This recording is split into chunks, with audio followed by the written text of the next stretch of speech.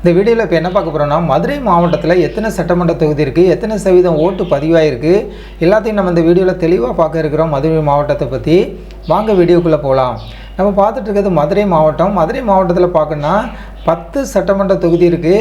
10 சட்டமன்ற தொகுதியை உள்ளடக்கியது தான் மதுரை மாவட்டம்.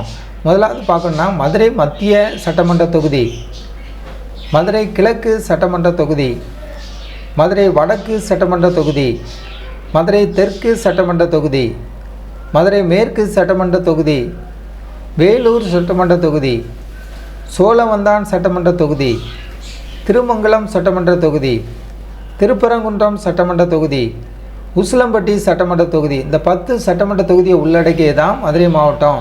மதுரை மாவட்டத்தில் மாவட்ட அளவில் எத்தனை சதவீத ஓட்டுனா 80.55% ஓட்டு பதிவாக இருக்கிறத பார்க்குறோம்.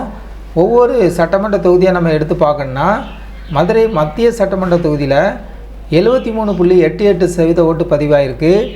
மதுரை கிழக்கு சட்டமன்ற தொகுதியில் 79.90% ஓட்டு பதிவாயிருக்கிறத பார்க்குறோம். அடுத்ததாக மதுரை வடக்கு சட்டமன்ற தொகுதியில் 72.63% ஓட்டு பதிவாயிருக்கு. அடுத்ததாக மதுரை தெற்கு சட்டமன்ற தொகுதியில் 78.19% ஓட்டு பதிவாக இருக்கிறத பார்க்குறோம். அடுத்ததாக மதுரை மேற்கு சட்டமன்ற தொகுதி 77.77% ஓட்டு பதிவாயிருக்கு. அடுத்ததாக மேலூர் சட்டமன்ற தொகுதியை பார்க்குறோம், 82.22% ஓட்டு பதிவாயிருக்கு. அடுத்ததாக சோழவந்தான் சட்டமன்ற தொகுதியில் 87.23% ஓட்டு பதிவாயிருக்கு. திருமங்கலம் சட்டமன்ற தொகுதியில் 87.03% ஓட்டு பதிவாயிருக்கு.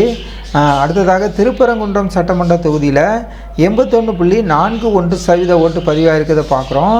கடைசியாக உசிலம்பட்டி சட்டமன்ற தொகுதியில் 82.95% ஓட்டு பதிவாயிருக்கிறத பார்க்குறோம். நம்ம பார்த்த எல்லாமே மதுரை மாவட்டத்தில் உள்ள 10 சட்டமன்ற தொகுதியை பார்த்துருக்கோம்.